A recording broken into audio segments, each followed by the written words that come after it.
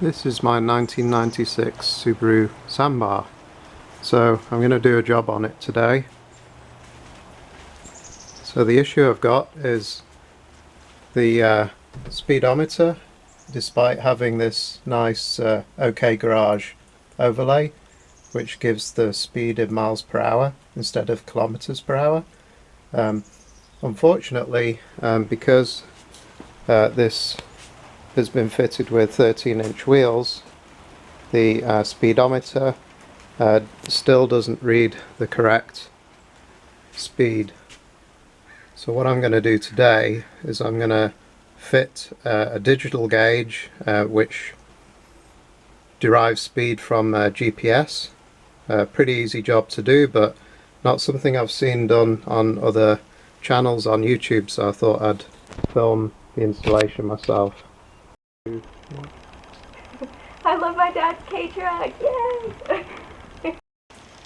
So the Sambar comes standard with 12-inch wheels rather than 13-inch wheels, so hopefully this digital GPS speedometer will give me much closer to the correct reading. At the moment, dependent on the speed, my reading is probably 3 to 5 mile an hour incorrect, and the wrong way as well, so it's reading fast. So this is the Sinotrack digital GPS speedometer, and it comes with a USB, a micro USB connection on it, and a micro USB lead.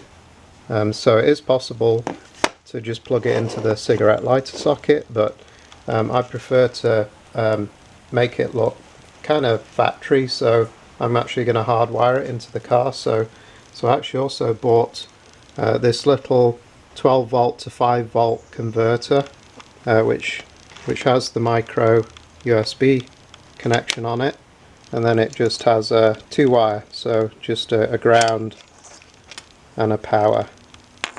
So I'm going to connect the ground to a suitable screw on the truck, just to ground it to the chassis, and then I have this connector, which I've used in a few places now on the truck. Only recently came across these, and they're so easy to use and make a really good connection, so I'm going to use one of these, and I'm going to wire it up to the cigarette lighter socket. So here's the cigarette lighter socket and the power wire off the back of it there. It's blue with a black stripe and red bands around it. So it's this wire here that I'm going to cut to take the power from for the speedometer device. You can see another of those little fancy connectors there. Use that for the tachometer wiring.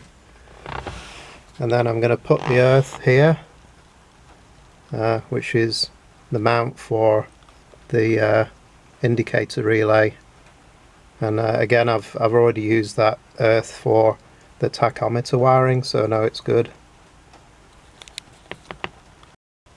It's a handy little spot to put the electronics box for the 12 volt to 5 volt conversion as well, which is right here.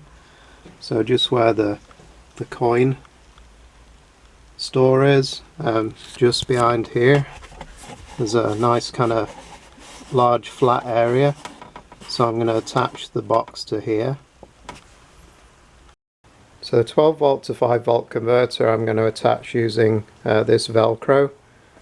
So it's just 2 pieces of Velcro with adhesive on each side, so I'm going to attach one of these to the box and then stick that into that area I showed you on the car. Note that this electronics box actually has what looks like cooling vents on it, so I'm going to put the Velcro on the other side. So power is wired up now, you can see here. So we've got the power coming in into the connector. That's the lead for our 12 volt to 5 volt adapter, and then there's the cigarette lighter socket wire right there. Ground wire I've fed up behind the fuse box and then into this little hole here, and then behind the steering column to the mount for the indicator relay here. So let's see if this works. Fingers crossed. Oh, don't you just love that sound from having the door open? Beginning to wish I hadn't fixed this. Oh well. Okay, so there we go. Powered up and working. So now all I need to do is tidy up all the wiring and feed the main wire, all this wire here, up and across the windshield to the centre where I'm going to mount the actual unit. So with plenty of zip ties and insulation tape, the wiring to the electrical conversion box is done and tidied away, but now I need to try and route this wiring up behind the steering column, up and out of this edge here. So I'm going to take the cover off the bottom of the steering column here. There's just some screws here and in here, I believe. Yeah, some screws in there, and then this just can carefully be taken off. I've taken it off before, again for the tachometer wiring. Okay, so that's the steering column cover off. There's just a few clips on the inside around the edge to release. They come off pretty easily, not too much risk of breaking them if you're careful. So I can see a lot better in there now. So I've routed the USB wire from behind this panel here. So that's the wire there, and then it goes over the brake cylinder, just there, and then it runs behind, just over the brake cylinder there, and comes out. You see where my finger is there?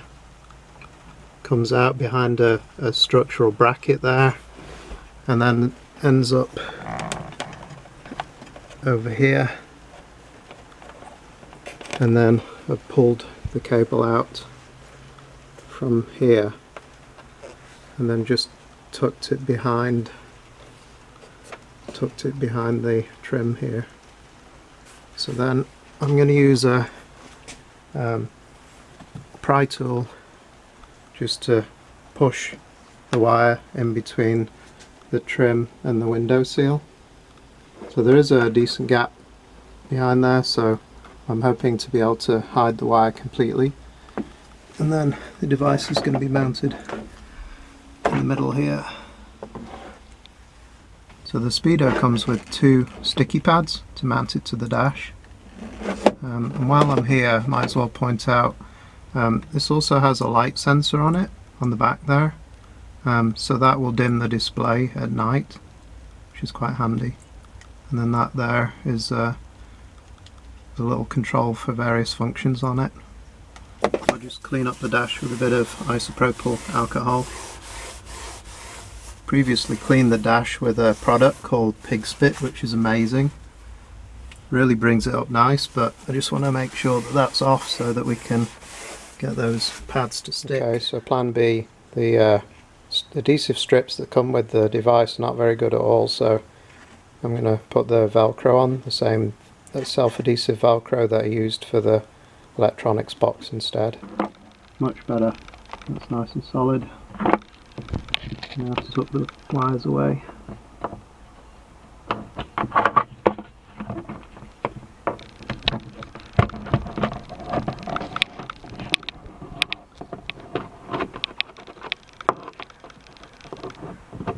There's a decent amount of space back here to get the wire tucked away. It's just really in this corner here, where it's going to stick out just a little bit, where the body and the trim meet, just here.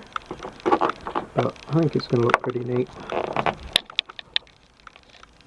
There's a fair bit of excess USB wiring, but handily the wiring actually passes this large electrical conduit here, so I just bundled the wiring up and zip tied it to it, so that's pretty neat. Isn't going to interfere with anything up here. And then this is the finished wiring, so you can see just a little bit exposed here, but everything else is tucked away. So job's done. Steering column cover back in place, just clips back in, and then 4 screws. So let's turn on. There we go. Quite handily matches the blue on my stereo as well, which is good. And I assume that the time is going to change when...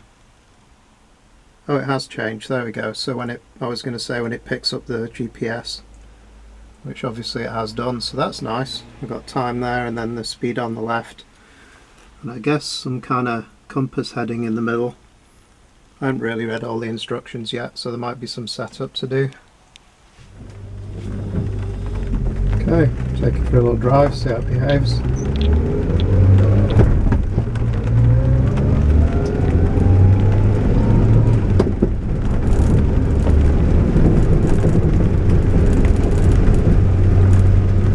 So Speedo's reading 15 and the GPS device is reading 18.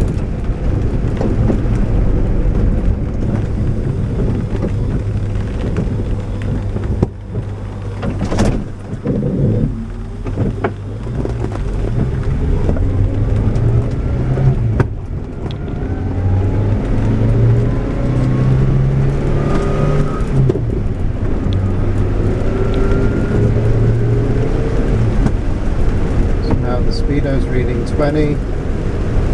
The GPS device is reading, well, about the same now. 25, 26, 20 on the Speedo, 25 on the GPS.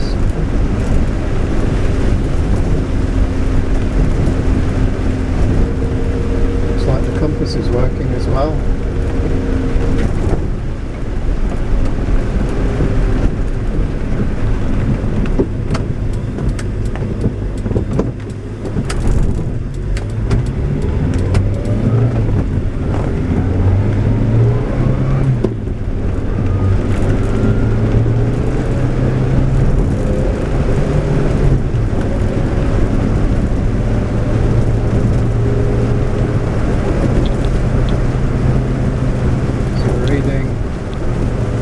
On the Speedo, about 33 on the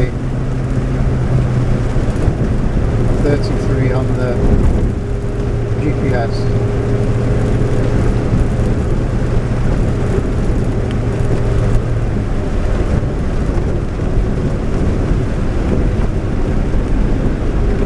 Looks like the compass is working as well, because we're definitely heading north.